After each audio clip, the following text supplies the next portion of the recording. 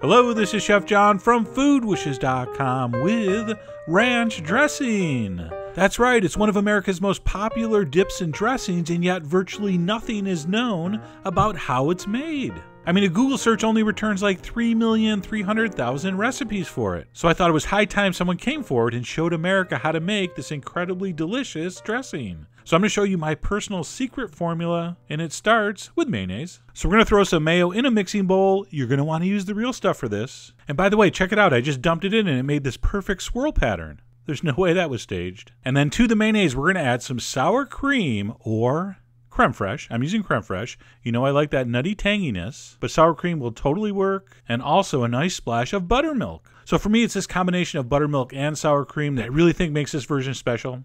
Okay? So I'm going to give that a mix. That's going to be the base of our dressing, to which we're going to add the rest of the highly secret ingredients.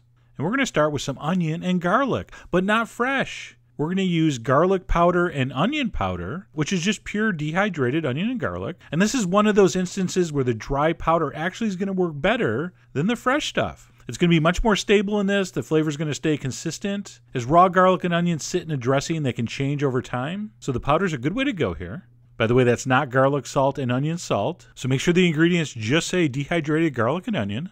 And then we're going to spice it up a little bit. I got some cayenne pepper. You're going to need some of that. We're also going to put in some freshly ground black pepper, which I guess I could have ground ahead of time and just dumped in. Because let's admit it, watching pepper being ground is not that exciting. Or is it? No, actually it's not. We're also going to throw in a pinch of salt. And then it's time for the herb content. We're going to put in some dry dill. Be careful of dill twigs. I'm going to pull that out. And I'm also going to put in some dry tarragon. So for the dry herbs, we have dill and tarragon. I'm going to give that a mix with a whisk. Not because I have to, but because I need time to talk. So we're going to mix that in. And then we're going to add a little bit of fresh herb with some finely sliced chives and some equally finely chopped Italian parsley. And of course, you're going to want to get all those exact measurements on the blog. And once that's mixed in, we're pretty much there, except for the last and very crucial secret ingredient. Exactly 2 drops of Worcestershire sauce. Did I say that right? And why 2? Because 1 drop you would not be able to taste, and 3 drops you would. All right, so that's not a joke. You might want to think about that for a minute. And once all that's mixed together thoroughly, we're gonna not eat it. That's right, you have to cover it. You have to refrigerate it for a minimum of 4 hours. You have to give those dry ingredients a chance to hydrate. You want all those flavors to mingle. So really serving this right away is not a good idea. 4 hours is the minimum. Overnight, way better. All right, so I let mine stay overnight, and at that point, we're gonna unwrap and taste it. All right, so don't adjust your seasonings till the next day. Taste, a little more salt, pepper, whatever. Go ahead and adjust. And then transfer that into some kind of salad dressing delivery system. I'm using one of those little pourers. By the way, check out my pathetic, cheap plastic ladle. That's so embarrassing. I really need to start charging for these videos so I can afford some nice utensils. Anyway, enough complaining. We're going to go ahead and ladle that over the salad.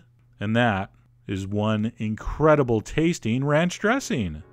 And the reason it's called ranch dressing is because on the ranches, the cowboys and the ranch hands get so attached to the animals that most of them are vegetarians. So they eat a lot of salads. So long story short, ranch dressing.